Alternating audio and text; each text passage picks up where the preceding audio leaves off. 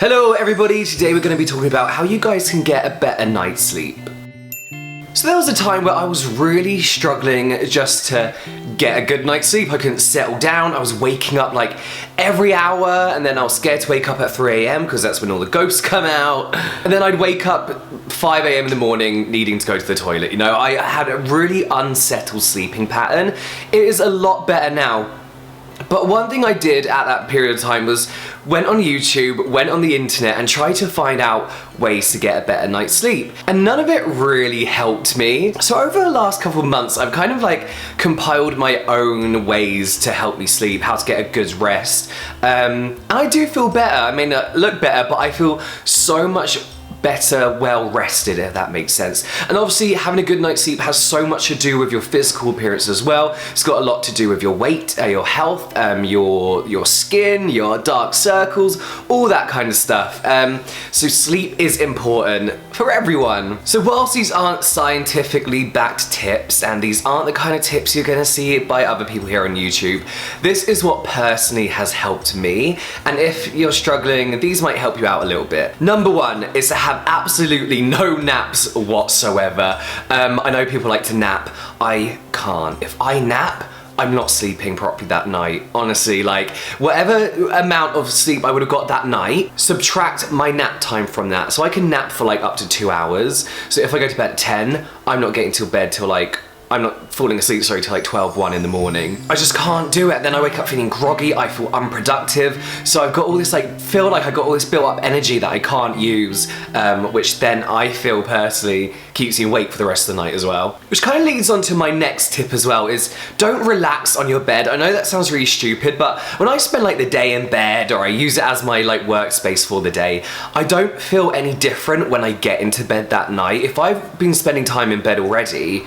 I don't feel like now this is my relaxing time, like this is where I rest now, especially if I've been working on my bed. So now I use my room to sleep and get ready, and then I just kind of like move along, move into the other rooms to work, to watch TV, all that kind of stuff. My bedroom now is purely for relaxing, and it has made a massive, massive difference. Not sure why, but it really has. Number 3 is a bit of an odd one. So when I was looking at all these like sleeping advice videos, they were like, put down your phone, turn off the TV at least 2 hours before you go to bed. No, yeah, an hour before you go to bed, whatever it was. Didn't make the slightest bit of difference for me. What actually really helps me go to sleep is having the TV on very, very quietly, to the point where it sounds like it's in the other room. There's something about it that's quite relaxing, quite therapeutic, almost white noisy, if that makes sense.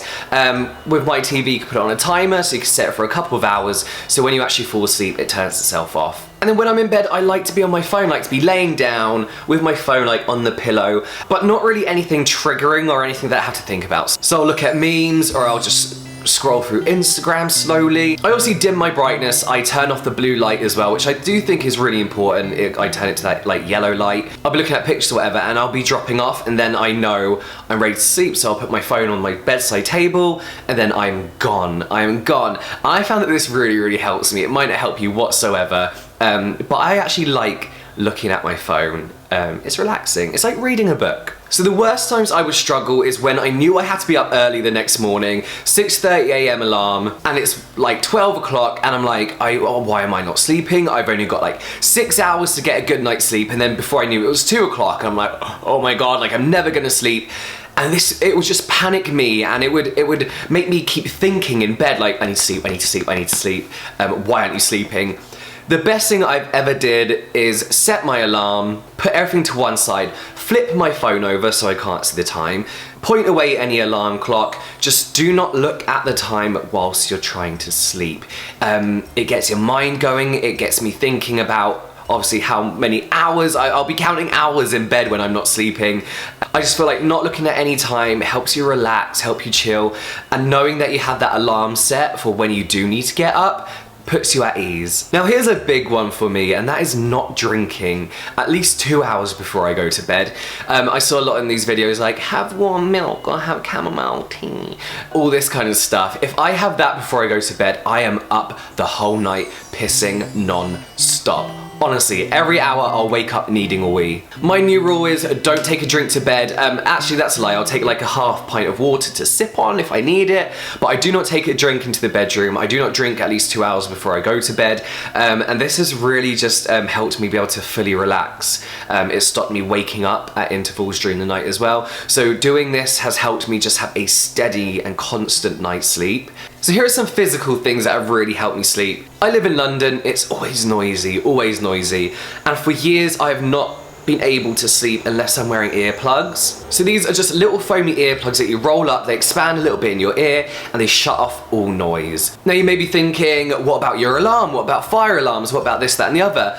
I can how do I explain this? It's like you can't hear background noises, the things that usually keep you awake, sorry. So I can't hear the road, I can't hear people outside. What I can hear is my alarm. I can hear a fire alarm if it goes off. I can hear a bang in the house. Like, you can hear things that are important, if that makes sense, or things within close proximity. But what it does is just shuts off all that distracting background noise. With earplugs, I buy them in bulk. Buy them in bulk because even if people say they're reusable, it's kind of safer to use like one pair a night and throw them away every night. If you can't physically stand something in your ear, I know a lot of people can't, then this is good. This isn't sponsored. I don't even know the brand of this thing. What this is a headband with flat earphones in, like really flat. And you just put that on. It links up to your phone by Bluetooth, and yeah, you can just kind of play music through it. I know people that go to sleep listening to podcasts, listen to iTunes, all that kind of stuff. There are two apps that I really like to use with this. One of them is called Calm, and the moment you go on it, they have this